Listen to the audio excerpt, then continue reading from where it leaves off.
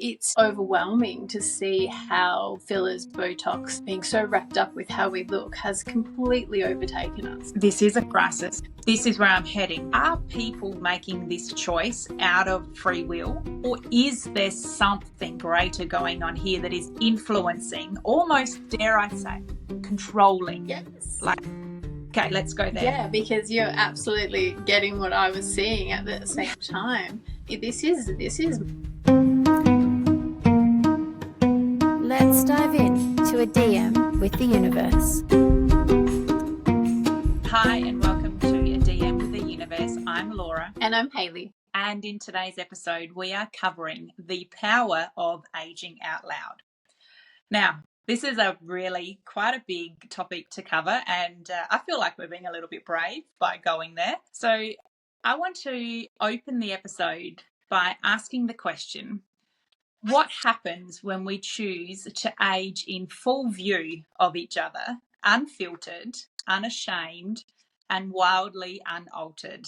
In a world addicted to youth, where filters smooth every line and cosmetic procedures were normalised in our 20s, and I would go as far as saying earlier than our 20s now, there's a quiet revolution unfolding. And that revolution is choosing to age as we are. So choosing to let our face soften, our skin shift, and the wisdom lines to speak. I love wisdom lines.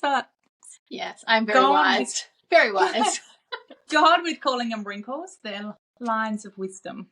Recently, I shared a video with you, Hayley, of a woman who was in her mid-20s, and she was someone who had spent many years injecting herself with fillers and Botox. So she actually started before she was even 18, I believe. And this woman has come out and declared that she has made that radical choice to stop filling her face and to dissolve everything. And that link to that video will be posted below. So she spoke vulnerably about chasing a version of beauty that always felt just out of her reach, only to realise that her real beauty was within her all along, that natural, alive, enough beauty. Now, I sent it to you because that story really struck a chord with me, because it's not just women and men in midlife who are feeling the pressure to defy time. This collective wound around beauty is seeping in earlier and earlier. Yeah. And when women in their 20s decide to unfreeze their face, like this woman did, and reclaim her natural expression, she's not just choosing herself in this instance, she's modelling a new way forward. I truly believe that this episode is an offering. It's a reckoning. It's a remembering. We're not here to shame anyone's choices, but to ask questions. Yeah. Questions that invite us to reimagine beauty and power and radiance through the lens of sovereignty, not surgery. Yeah. Because the truth is, aging is not a flaw, and reclaiming it is one of the most spiritual acts that we can make in a culture designed to make us disappear. So I've got some pretty loaded questions that, through you, Hayley, I would like to ask the universe if it would like to weigh in. But before we go there, is there anything else you'd like to add to that intro? Yeah, I think particularly where Laura and I are both at as mid-40-year-old women, and the changes that I myself have seen in my aging in the last 5 years. And I know that there is a time when you're in your 40s, and also I think it's when you hit your 60s, where women have some drastic aging that shows up quite significantly. And, part of me is like, well, my husband also had an accident at that time, which caused me a lot of stress and trauma. So I'm like, part of me is like, I want to blame some of those lines on him. But yeah, I think it was a really impactful time in my life to go, wow, I had a grey streak in my hair in my 30s, and I was quite proud of that and quite happy about that because I love the idea of aging. And that's fine when it was in my hair, but when it sort of like seeped down into my face, I was like, I'm not sure I love this as much, and I don't really feel as comfortable embracing it as I did in my 30s, because I really, looking back, wasn't aging. So I think it gets harder and harder to feel like your own beauty sort of shines through when all you see online is, I don't feel it's perfection for myself, but it's really hard to go, am I normal anymore? Like, is this what you're supposed to look like at this age? Or actually, am I well and truly overaging? And like, am I not healthy? So because there's no reference point if you're using anything that's presented to you online as a basis. Not just online, sadly, it's everywhere. Oh. For me, school drop in the last 10 years, I'd started to notice the Botox and fillers creeping in, and I completely agree with you. If you're using age-appropriate women and men around you, and that's your metric for aging, and and what norm looks like, it can be very confronting. Yeah, absolutely. My husband and I live quite reclusely, I would say, and we're regional. So when we go into cities or Gold Coast or Byron or somewhere like that where there is a lot of city people and it's a lot about show and what you look like, it's just overwhelming to see how much fillers, Botox, being so wrapped up with how we look has completely overtaken us. But even though it's not something that I want to choose for myself, there's still a part of me that's like, it's sort of not fair. Because I don't want to make that choice for myself, but I also don't want to look like I'm really, really old compared to, every other 50 or 60-year-old that looks like they're 30. I know. Distortedly, but still. Yep. I'm 100% with you. We've had this conversation many, many times. Doesn't mean it makes it any easier. No. So, and I think my biggest concern, and that's, that's me personally, that's my stuff. But it's also just seeing how many young women and young men are using fillers. There's something that I think my mum might have said to me that, when you look back, like, you'll never think that you were fat or ugly or old or whatever when you look 10 years back on your life, or 10 years back on your life, or 10 years back on your life. And that is so true. So there's no reason at 20 to not totally embrace everything you have, because you are at your most beautiful and buoyant and like just you've got every bit of energy. Ripe. Yes. Abundant. Absolutely. Yeah. And I'm sure I'll look back at my 40s when I'm in my 60s and go, why didn't you appreciate that then? I know. That's probably a really perfect lead into the first question. Yeah. Really based around what happened to us that taught us to fear those visible signs of aging. Okay.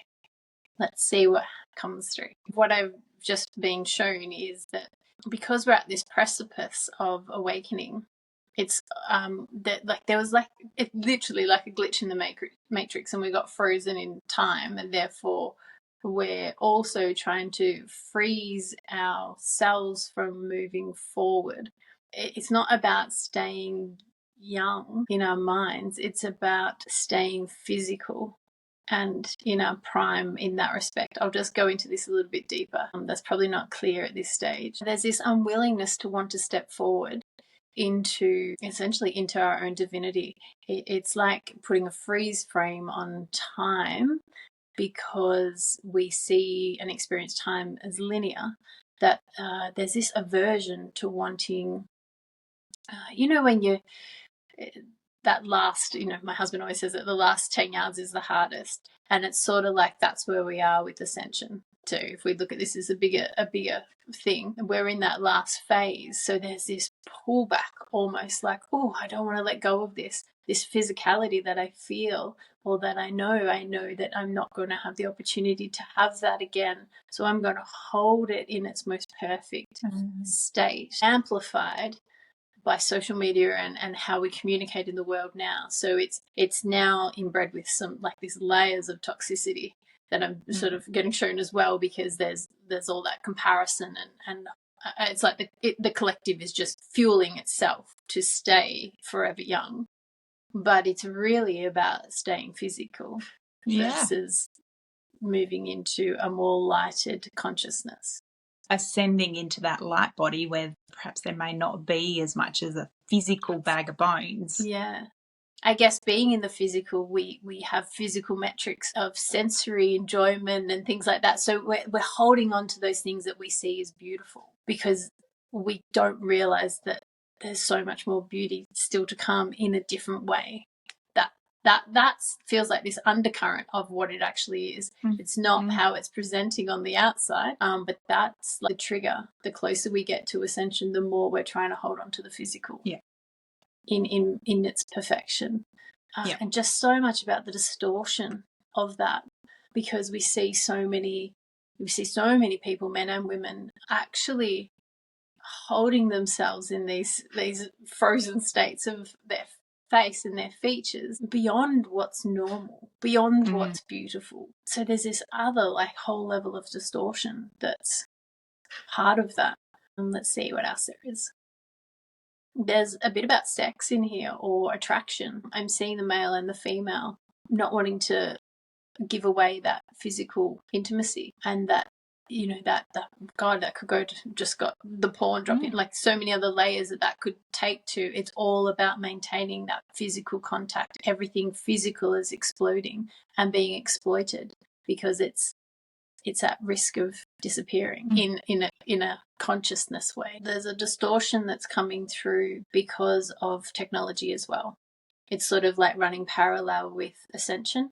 We can use technology to improve or keep us young in so many ways, that cyborg type of thing. Again, it's about controlling the dynamics of consciousness.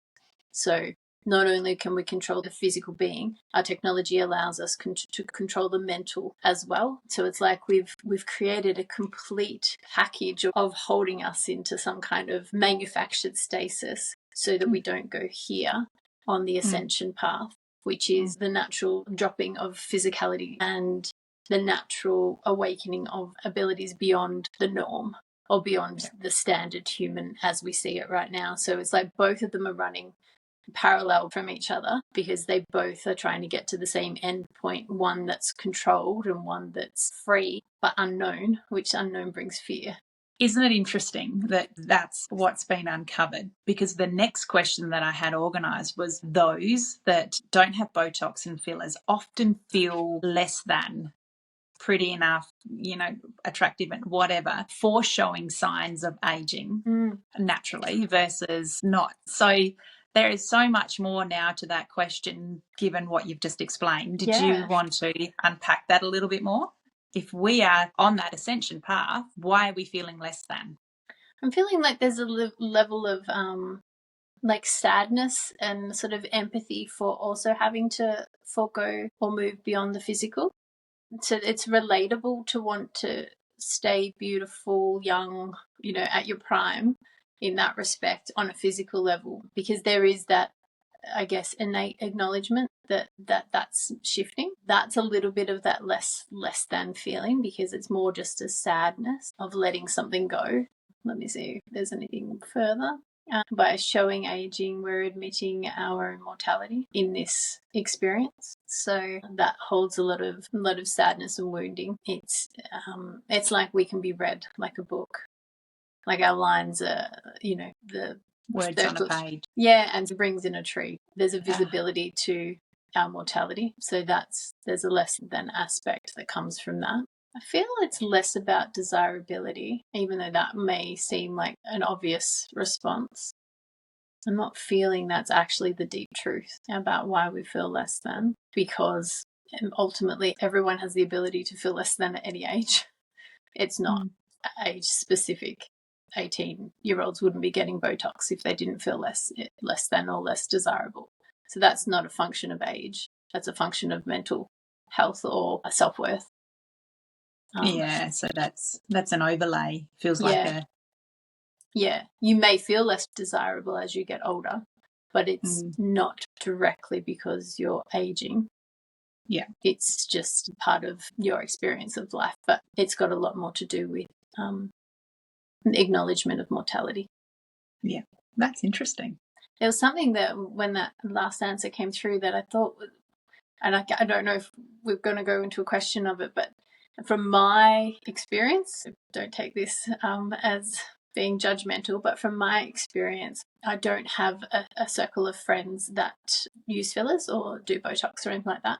But I also have a circle of friends that are very awake, attuned, aligned with the earth. So there was something that came out of that, which was like quite interesting to go, well, is there any direct correlation between someone's growth on a spiritual level as to what they would do to their body, or are they actually just two separate things? And I'm actually seeing, and I won't say the name, a famous spiritual person that has had quite some work done, but also very elite in their field. I'm just going to check in with that. I actually feel it's almost playtime for this person. So it's not being done in the same response as a lot of people. It's not so much out of fear or comparison or desire to hold on to youth as much as it's how far can I push my creation. That's an interesting take. Yeah. It's almost a middle road. Yeah, I guess what we're being shown there is I don't think we can pinpoint if you don't do Botox, you're obviously more enlightened. That's pretty much just like, no, doesn't work that way.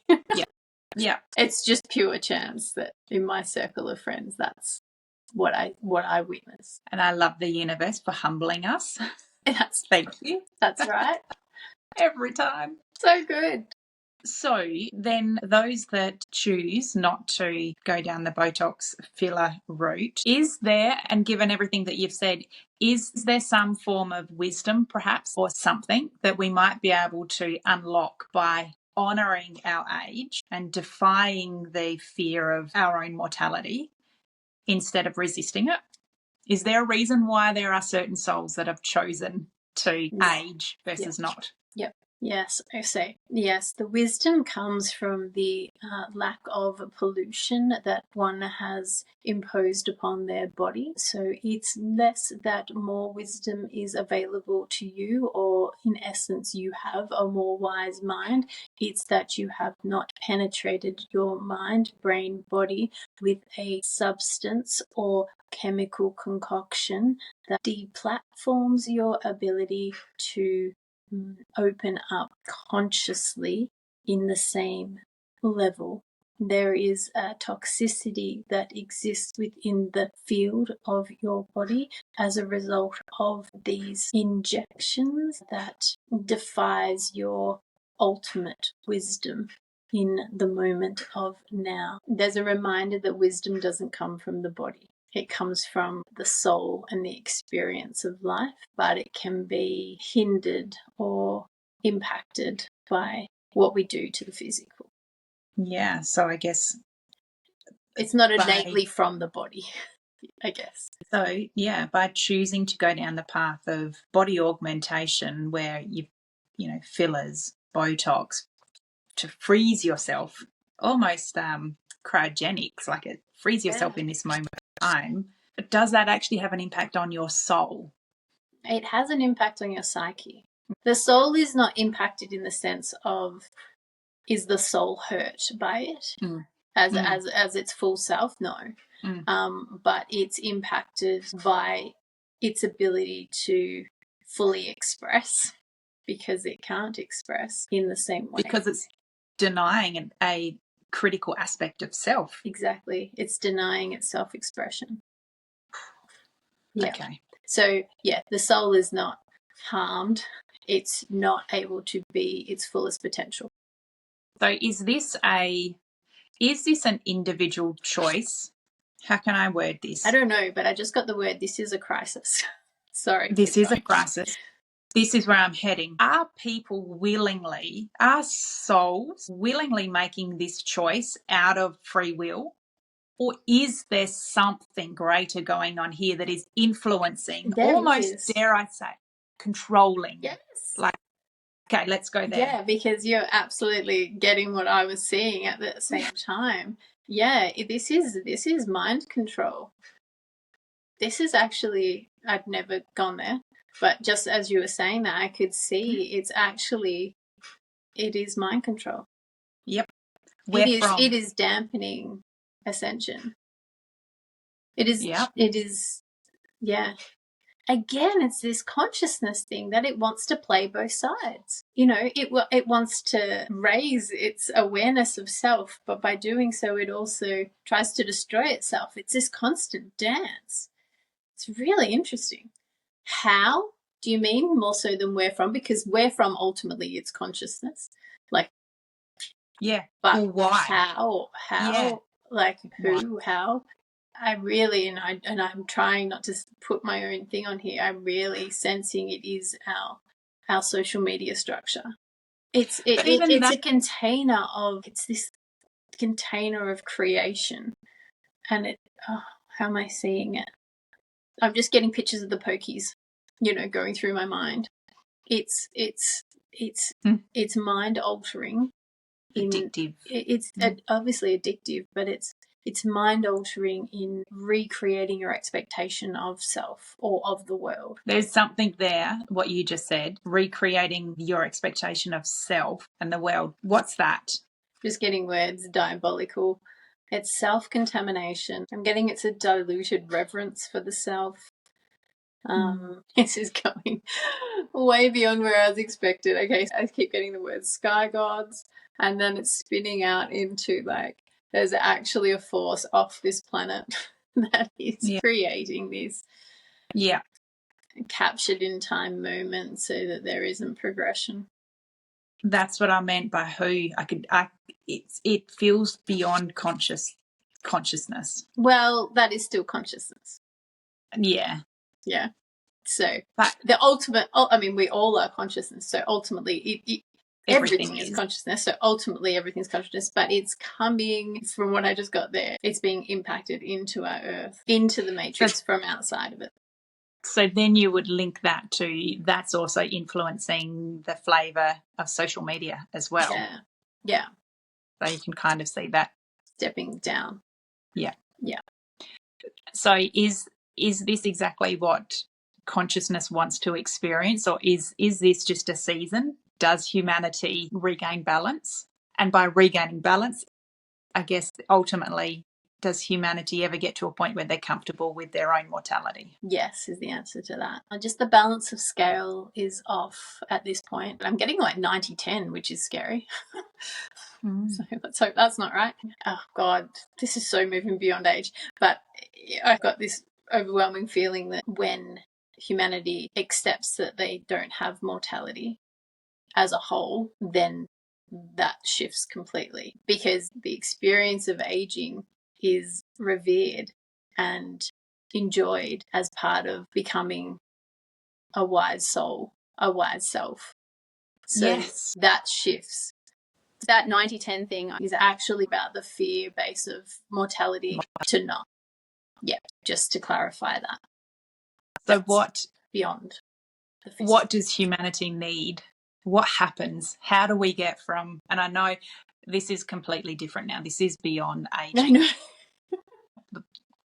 But while we're here, what happens? What are the steps? How can we support humanity in being able to truly feel comfortable with the fact that as sure as we are born, we will also die?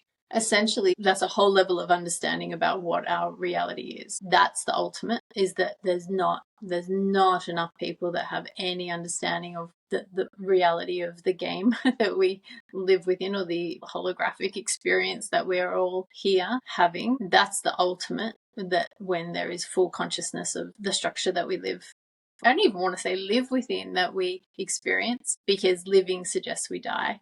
And though on the in how we experience it, we live and die, we don't die. We're always living.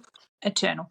Eternal. One thing that I guess watching my dad and his terminal cancer journey over 5 years, the impression that it left on me was an honour to age. So I'm 100% okay with dying, but I also now view life that it is a great honour to have a lap around the sun, you know, every year. Whilst I don't necessarily celebrate birthdays, I do honour the fact that I'm getting older, and with each year older, I've experienced so much more and I've become, I would hopefully say, so much wiser. Why am I different to maybe 90% of people? Or am I actually kidding myself? Okay. I'm seeing like a little light flickering in the solar plexus. I guess that would be sitting around about that area, maybe the sacral. Oh, okay. So it's the umbilical. Ah, yep. Yeah.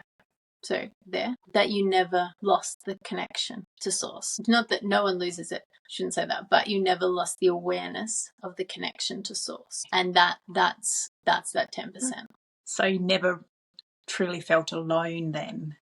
Yeah. So it was like the light was always alive within you.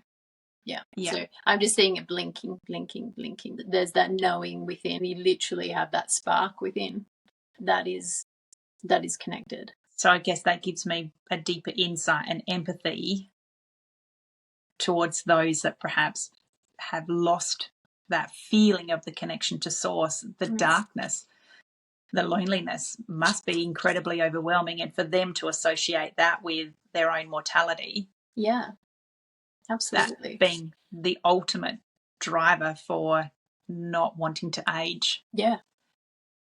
Okay. Wow. So why do 90% of humans feel like they've lost that connection to source? I'm getting very much like shiny pretty things. It's like they became attached to the physical. So it was almost like the pull or the desire was so strong that they could not go there, and that's allowed them to feel quite disconnected and distorted in themselves, which is really concerning if it's that sort of percentage of people feeling that way or not having that innate knowing of connection. I'm just seeing like a whole world of zombies. Yeah. Because that enables you to be very easily influenced by outside forces, because the whole value system relies around what you want to achieve from the outside. Bringing the conversation back to the work that I do, the work that I know. So the next question to me is about embodiment, and does that have an impact on, I guess, how we accept our aging and our beauty and our mortality versus not? So the question is, what does the body know about beauty that the mind has forgotten? Okay. Well, the body knows nothing. The soul is what knows beauty. I'm just getting the body's more the radar for the soul, if that helps you understand that. And the body, it's not that the body has no ability to be part of the process, but it's more the radar or the distributor of the soul. Do you get what I mean? Yeah. So does the soul then truly care about physical beauty? Yeah, it does in the experience of being human and the appreciation, but beauty is in the eye of the beholder. Yeah. Beauty definitely comes in many, many forms. Yeah. So, depending on culture, age, religion, gender. Mm-hmm. Yeah. So it's not attached to what we're seeing as beauty right now. Yeah. Yeah. Just linking back to the video that we referenced and this mid-20-year-old woman that actually took her sister to mirror back to her. Enough. Like you've distorted your face beyond beauty, beyond recognition now. And it was so interesting that she could not see that that's where she'd got to until her sister had said it, and then she looked in the mirror and she's like, wow. Yeah. My lips perceive my body. Yeah. So she's very bravely, obviously, dissolved all of the fillers and Botox. So my question to the universe is based on that. So what does a woman's face become when she no longer tries to please others or no longer is performing? Okay. Showing up. Yeah. It becomes a beacon of light, of true radiance, of self, of soul, of surrender. It becomes home, which is an interesting word to describe of it. But there's a resonance that can only be exuded by one's face, one's smile, one's expression. Okay, so they brought the body in, then that's when you feel, that's that radar. That's what, that's the body being the radar. So that's when you feel you feel your own emotions, your expressions, your reaction and interaction with the world. To not be able to have the body form those direct responses to its environment, then you're not feeling everything to the same extent that is available. Okay. So for those listeners out there that, that have had fillers and Botox, all is not lost, would be my feeling, but we'll weigh in with the universe there. Does the universe have any words of wisdom or any support that, should they choose to want to dissolve or reduce their usage of Botox and fillers, what would the universe like to impart on them? I think just what I was initially getting is become very clear with yourself as to the intent as to why you're doing that. Understand that direction, because if we use that example of the spiritual person that I was speaking of, their intent is about creative play or ultimate creation. And that's the intent behind their choices. Where if you're doing that out of more of a fear or a comparison, that's a very different intent. So that's my first thing, is to understand your intent. There is cleansing that needs to be done in the body. I don't know exactly what that is. I'm not a medical professional. I'm not going to proclaim to give you advice on that, but I definitely got there is cleansing that is required in the body to flush, detox. So that is a requirement if you choose to go that way. I just feel like there's one more thing there. If you've made that choice out of a fear or comparison, and that could be with with other people, but it could also be a fear or comparison with self. So that could be more around that mortality side of things. I'm actually seeing a healing process or a re-engagement process with the self that needs to happen. So I'm seeing a person like looking at the mirror and having those conversations with themselves. Because there's been this detachment or inability to fully feel, express in that time. So you've actually lost a little bit of traction with your soul. Coming back to some of the communication that came through before, that there is some external influence there that is coming through social media, almost in the form of mind control, able to drop in and see whether the universe might be able to give them a little bit of advice and support around that. So how to avoid the mind control if you feel like you're impacted by that? Yeah. Okay. I'm getting shown literally a flick of a switch. As quickly as it was turned on, it can be turned off in the mind. It all sits within the mind. There's something about projecting out your future self. I sort of got this really sad feeling inside about if, let's say, there's mind control going on and it gets turned off, and then you wake up with clear eyes. How do you feel about yourself? Yeah. I'm getting this really shocking feeling inside, because it's this real strong awareness that you don't know yourself, or that you've been misguided or become misaligned with who you are, and the joyful aspects that come with aging and the liberation, I think, that comes with aging as well, where at some point you don't give a shit what anyone thinks about what you do and where you pluck hair, how you look, and all those things. There's a freedom that comes with aging, and I'm being shown project yourself into this future version of your old wise self, and check in with what you look like physically. Then, are you okay with how you've aged, and if you have distorted your body, to what level has that trajectory taken you on? If you sit with yourself and go, okay, if I continue to do this at this rate for the rest of my life, what do I look like when I'm 50, 60? What are the health impacts that I may be experiencing? What are the mental or emotional impacts I may be experiencing? And ask to have that called back into yourself.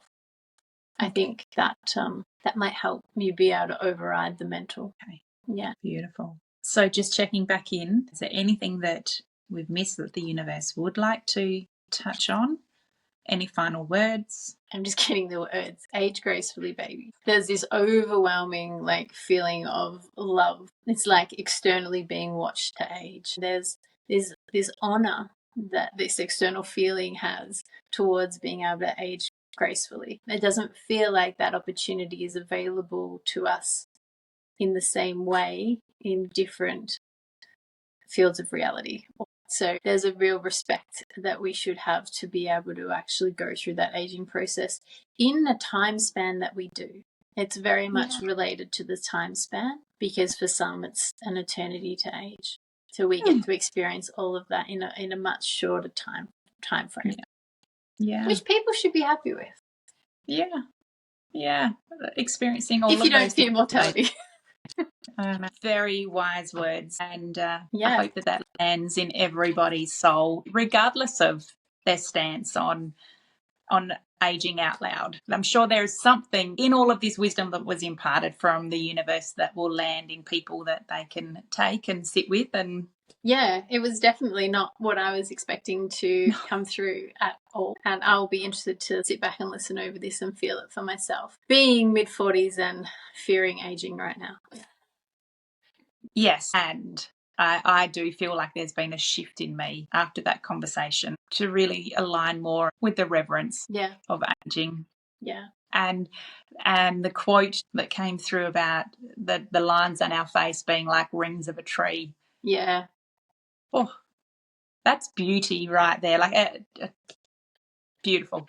Actually, I watched a cooking show last night, and it had Gina Chick, I think her name is, on it, who was the winner of Australia's first season of Alone, which, if you don't know what that is, that's dropped into the wilderness and full survival of self. She won, and I think she lasted like 62 days or 67 days, something like that.